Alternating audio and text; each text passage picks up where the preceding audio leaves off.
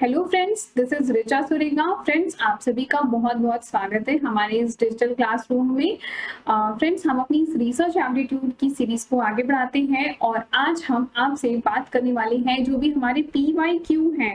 ठीक है, PYQ है किससे? टाइप्स ऑफ रिसर्च पे। टाइप्स ऑफ रिसर्च पे बेस्ड बहुत सारे क्वेश्चन हैं जो कि हमने लास्ट क्लास और सेकंड क्लास में डिस्कस नहीं किया। According to the topic wise हम PYQ डिस्कस कर रहे हैं।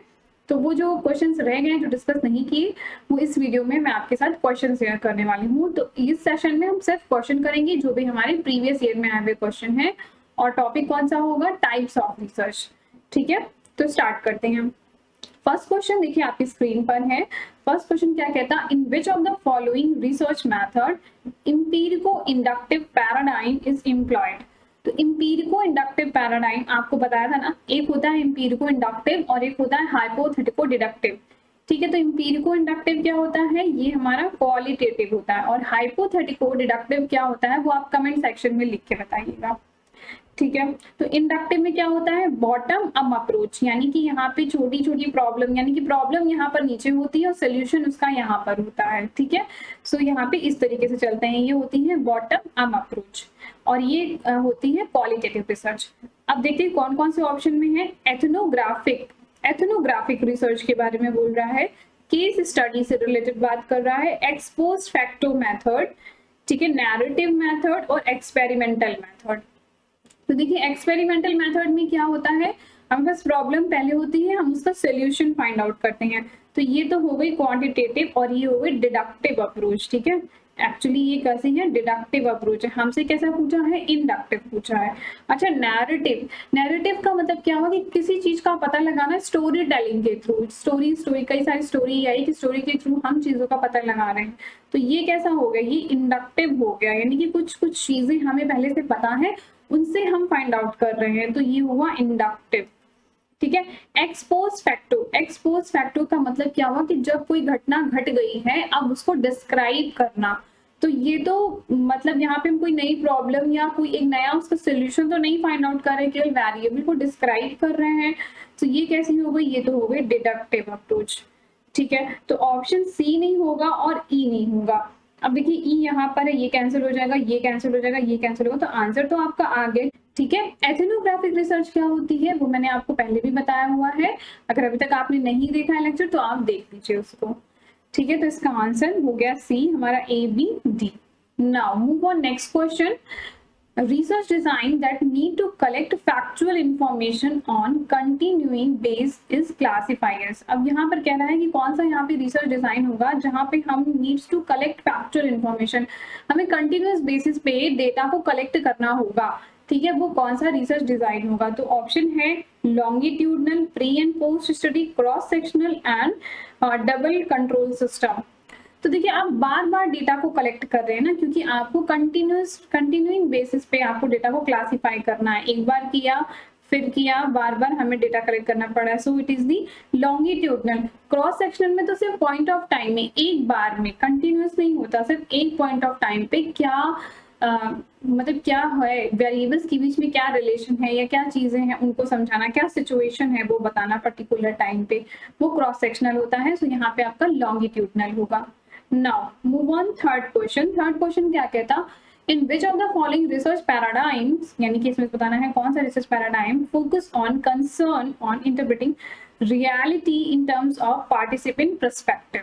यानी कि इसमें से वो रिसर्च टाइप्स फाइंड करनी है जहां पे रिसर्च अपनी पॉइंट ऑफ व्यू को लिख सकता है। ठीक है, यहाँ पे अपना जो रिसर्चर है अपना पॉइंट ऑफ व्यू को प्रेजेंट कर सकता है। ठीक है, अब अपनी पॉइंट ऑफ व्यू को जैसे मैंने बताया था कि द हिंदू का जो एडिटोरियल होगा, तो एडिटोरियल जो लिखता है वो एक्चुअल में क्या हुआ होगा वो तो वो पढ़ता है, समझता है या देखता है, चीजों को एनालाइज करता है, फिर उसको अपने पॉइंट ऑफ व्यू में लिखता है। एक एग्जाम्पल में देखिए आपको समझाया था। ठीक है, तो एक्सपेरिमेंटल में क्या होगा? एक्सपेरिमेंटल में तो हम क्या करते हैं? मैनिपुलेशन करते हैं वेरिएबल का, एक साइड डिपेंडेंट एक साइड इंडिपेंडेंट वेरिएबल है, और जो इंडिपेंडेंट वेरिएबल उनको हम चेंज करते हैं और जो भी रिजल्ट आता है वो हम लिख देते हैं। अब रिसर्चर अपना पॉइंट ऑफ व्यू वहां पे नहीं इन्वॉल्व करता। सो एक्सपेरिमेंटल तो नहीं होगा। एक्सपोज फैक्टो में भी जो रिसर्चर है वो अपना पॉइंट ऑफ व्यू नहीं इन्वॉल्व करता, वहां पे जो भी वेरिएबल है डिपेंडेंट इंडिपेंडेंट, उन वेरिएबल्स के बीच में कैसा रिलेशन है या क्या इंडिपेंडेंट वेरिएबल का यहाँ पे पता लगाते हैं क्या है, बट रिसर्चर अपनी पॉइंट ऑफ व्यू को नहीं बताता, सो ये भी नहीं होगा। एथनोग्राफिक रिसर्च, एथनोग्राफिक रिसर्च होगा इसका आंसर, क्योंकि यहाँ पे क्या होता है, जो रिसर्चर होता है वो उस एनवायरनमेंट में जाता है, ठीक है, देखता है, समझता है क्या है, जो भी सिचुएशन आती है उसको वो समझने की कोशिश करता है, फिर उसके अकॉर्डिंग वो अपना डेटा या फिर अपना जो भी रिसर्च होता है उसमें वो लिखता है। सो वो अपने पॉइंट ऑफ व्यू के हिसाब से करता है। ये होती है एथनोग्राफिक रिसर्च, ठीक है। एथनोग्राफिक एक क्वालिटेटिव रिसर्च है, यहाँ पे रिसर्चर का ऑब्जर्वर, उसका जो ऑब्जर्व वो करता है, जो इंटरैक्ट होता है लोगों के साथ, ठीक है, with study to participants in the real life environment. Ethnographic was popularised by ethnology and used across the world wide. Social science में इसका यूज होता है, तो इसका आंसर एथनोग्राफिक होगा। नाउ नेक्स्ट जो कि फोर्थ क्वेश्चन है, फोर्थ क्वेश्चन क्या कहता, the experimental research, experimental research के बारे में बात कर रहा है। Based study to observation derived from which of the following variable are consider as statistical analysis. अब यहाँ पे कह रहा है, या अब यहाँ पे क्या कहता कि जो एक्सपेरिमेंटल रिसर्च होता है, पहली बात तो एक्सपेरिमेंटल रिसर्च में क्या करते हैं, हमारे पास डिपेंडेंट वेरिएबल और इंडिपेंडेंट वेरिएबल होते हैं। हम क्या करते हैं, स्टडी करते हैं कि डिपेंडेंट वेरिएबल जो है, जो भी डिपेंडेंट वेरिएबल है, वो इंडिपेंडेंट वेरिएबल को जब हम चेंज कर रहे हैं बार बार, तो उसका क्या इम्पैक्ट हमको डिपेंडेंट वेरिएबल को देखने को मिलता है।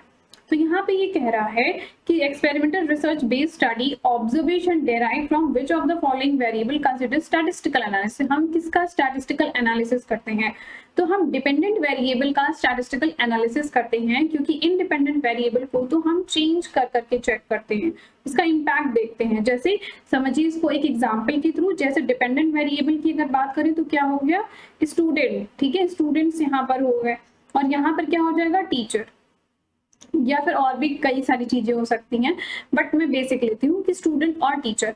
अब पहले कोई टीचर था यहाँ पर, ठीक है, तो बच्चों के मार्क्स सपोज इज 10 में से आउट ऑफ 10 सपोज इज 4 आते थे। फिर हमने टीचर को चेंज किया, तो पता चला जब दूसरा टीचर लेके आए तो उसने अलग तरीके से पढ़ाना स्टार्ट किया, 6 आने लगे।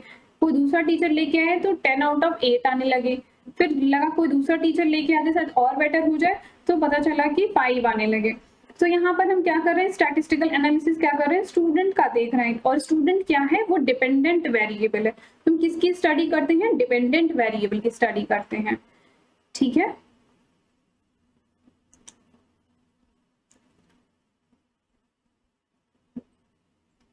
डिपेंडेंट वेरिएबल की स्टडी करते हैं, ठीक है ना। नेक्स्ट क्वेश्चन क्या है, empirical research in social science is associated with empirical आपको बताया था, empirical आपके positivism के फीचर्स में आया था ना। यहाँ पर देखिए empiricism, तो empiricism का मतलब क्या होता है, एक्सपीरियंस प्लस साइंस, ठीक है, एक्सपीरियंस प्लस साइंस। empiricism जब भी बोला जाए तो उसको इसी तरह ध्यान में रखिए, empiri मतलब आया एक्सपीरियंस, और सिज्म से ऐसे ध्यान रखिए साइंस। तो अगर आप इसको तोड़ तोड़ के समझेंगे तो बहुत आसान हो जाएगा यहाँ पे क्वेश्चन का आंसर करना।